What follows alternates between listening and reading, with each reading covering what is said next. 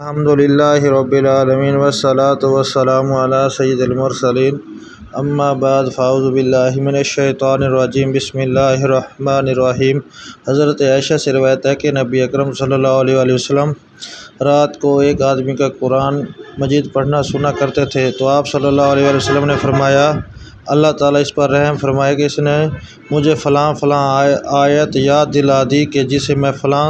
سورت سے چھوڑ دیا کرتا تھا۔ ایک اور روایت میں ہے کہ نبی اکرم صلی اللہ